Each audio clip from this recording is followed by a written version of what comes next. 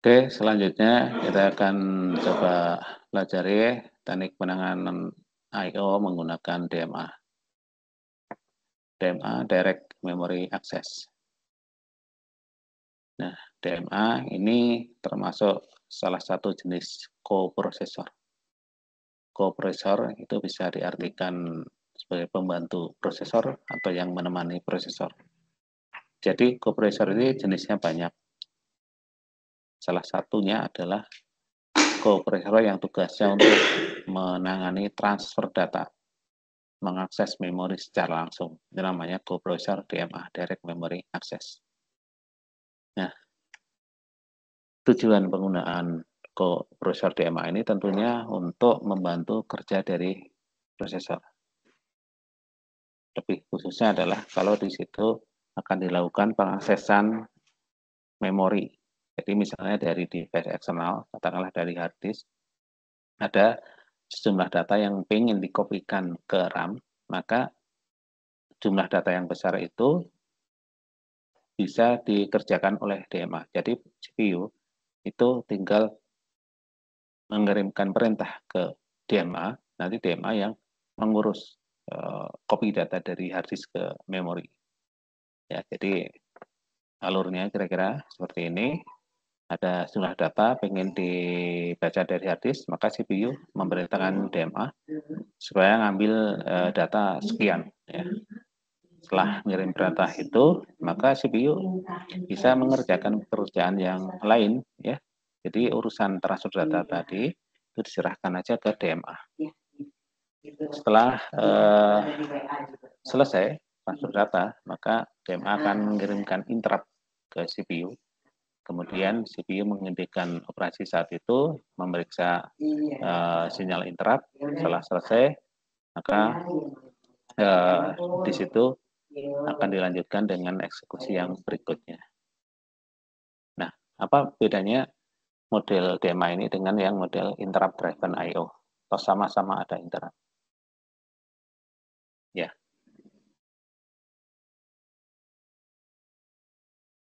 Nah, bedanya adalah kalau interrupt driven I/O itu biasanya untuk baca data yang jumlahnya hanya sedikit.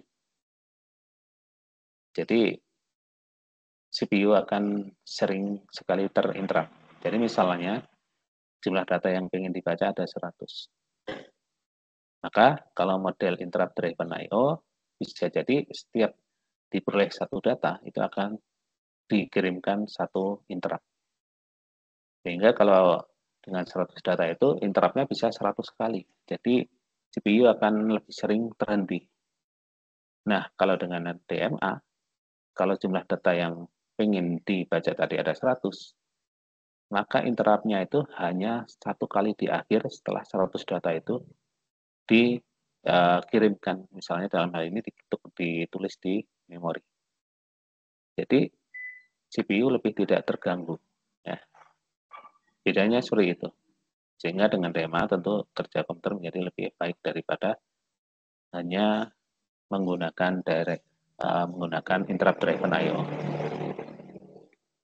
Itu ya kira-kira kegunaan dari DMA.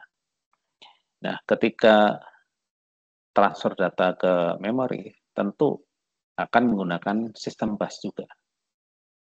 Kalau saat itu CPU juga sedang bekerja, maka bisa jadi sistem busnya itu akan digunakan oleh dua aktivitas. Yang satunya oleh DMA, satunya prosesor yang sedang bekerja.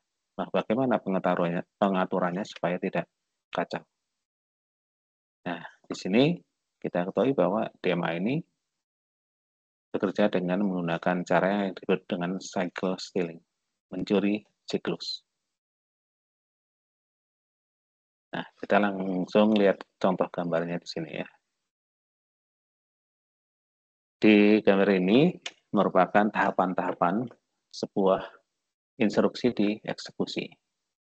Kita lihat ada tahap fetch, ngambil instruksi, kemudian decode, menerjemahkan instruksi, ngambil operan, ini bilangan yang kedua ya, misalnya operasi penjumlahan, dijumlahkan dengan berapa, ini diambil bilangan keduanya, setelah itu dilakukan eksekusi, setelah selesai eksekusi, simpan hasilnya. Sampai di sini sebenarnya satu tahapan instruksi selesai. Nah, bagian yang selanjutnya ini adalah penanganan interrupt. Jadi setelah satu instruksi selesai, maka dilakukan pengecekan ada interrupt atau tidak. Kalau ada interrupt, dilakukan penanganan interrupt. Kalau sudah selesai, maka baru ngambil instruksi berikutnya. Ini tahapan penanganan instruksi. Nah, cycle steering tadi, ya, pencurian siklus itu hanya boleh dilakukan di tahapan ini. 1, 2, 3. Jadi sebelum mengambil instruksi, di situ DMA boleh menggunakan bus, tetapi hanya satu clock. Ya, satu clock langsung mengirim data melalui bus, misalnya ke memori. Terus nanti boleh menggunakan bus lagi di sini. Sebelum operan diambil. Ini DMA boleh menggunakan bus untuk mengirim data satu clock. Nanti di sini satu clock lagi. Jadi ada 3 kesempatan. DMA bisa mengambil menggunakan bus untuk mengirim datanya. Jadi sebenarnya yang terjadi adalah ketika DMA mau mengirim data, si CPU sebenarnya tertunda, ya, tapi hanya satu clock. Karena jalur yang mau digunakan kan sama, yaitu sistem bus yang sama, ya. Oke, itu yang terjadi sebenarnya seperti itu. Nah, di dalam diagram modul DMA sendiri, di situ ada bagian yang penting, salah satunya adalah data count. Ini untuk menghitung jumlah data yang ditransfer. Karena DMA ini menangani transfer data dalam jumlah yang besar, maka dihitung di sini. Kemudian ada data register. Register itu kan untuk menyimpan atau menampung, ya. Untuk menyimpan data, menyimpan address, ya. Karena addressnya juga menjadi banyak. Kalau tadi misalnya ada 100 data yang pengen diambil, berarti ada 100 address. Ya. Ini blok diagramnya.